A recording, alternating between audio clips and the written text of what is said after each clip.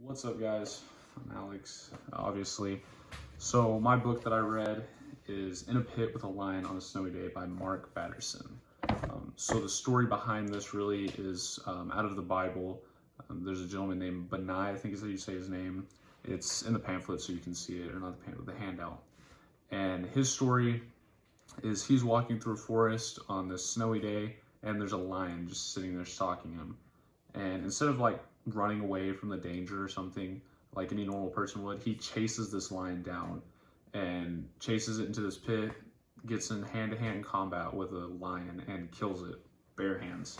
And that's the point, or the main emphasis that Mark makes around his book is all these problems we have in our life or something is a lion, basically. Something that most people would be scared of. You know, this problem comes up and most people will kind of like try to accommodate it or try to get away from it, but we need to be lion chasers. We need to chase after that problem, pursue it, and get over it, to persevere over it and become a better person. And so this book has 10 chapters, and the three that really like stuck out to me is unlearning your fears, playing it safe is risky, and the importance of looking foolish. So the first one, unlearning your fears, is really about taking all these fears that you have and, you know, unlearning it, like the book says. So the way he talks about it is we have over 2,000 known fears in this world. In our medical field that studies it, they have found over 2,000. And we're only born with two. We're born with the fear of loud noise and the fear of falling. And so that means all of these fears that come into our life are learned. I have a fear of heights. People have like fear of rejection. People have fear of big words. People have fear of having a fear. All these things that come into our life are something that we've learned. And so that means we can unlearn them. And we really need to do that to make our life a better thing. So my fear of heights, I'm slowly unlearning it. Something a lot because of this book, a lot because of people that I listen to, hang out with, stuff like that. I would never have fun at amusement parks because I was always scared of heights. I would never go on roller coasters. And I started recently doing that with my friends, is going on the roller coasters. I had such a blast going. And just that little thing, that little change in life is something that made it so much more fun. And so large scale, that fear of heights probably won't do much, but I probably have more fears that I don't even know I have yet because I haven't learned them yet. But unlearning all of these will make our life spiritually with God even better, and in the financial business world, it'll make it even more better whenever you're trying to open a business or you're fighting for a position, because you have the step up above somebody. So that's really what that chapter is about. The next one is playing it safe is risky. So that one really goes over like waiting for opportunity to come to you, or like when opportunity is there, that God has brought an opportunity to you, and like waiting for it to be even better is more risky than taking a chance. So there's an opportunity in life. There's a business hiring, or there's an opportunity to open a business of your own, and you wait because you need to get more money or more education or something like that.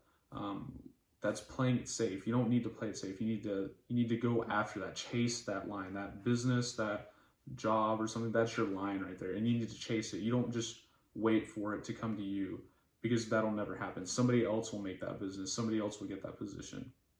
And so when God brings you an opportunity like that, you need to take it.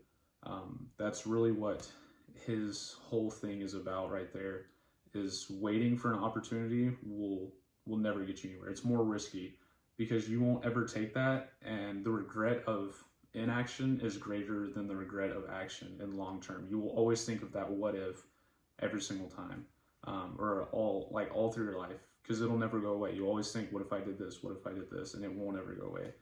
So that's what his main point in that one is. The next one is the importance of looking foolish.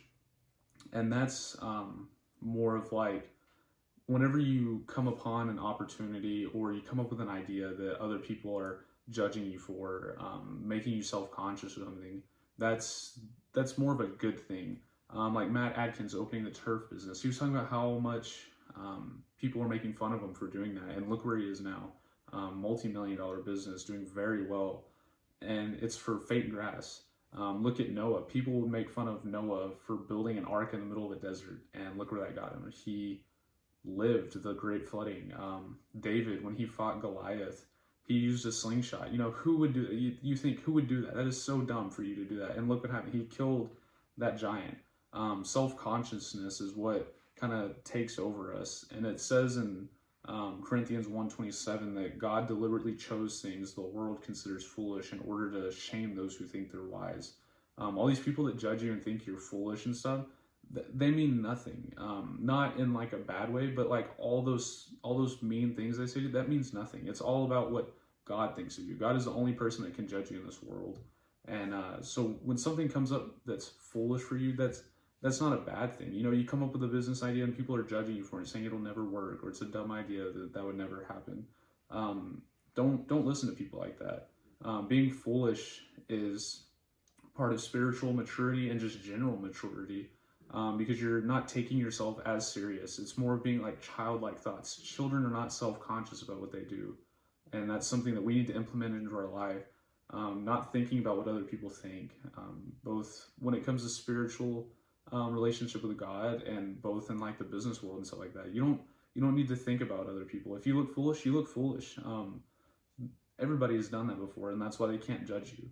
That's something that we really need to think about, because everybody here is self-conscious about something, and we don't need to be, because there's no point behind it, because who cares what anybody else thinks about you? It's no big deal.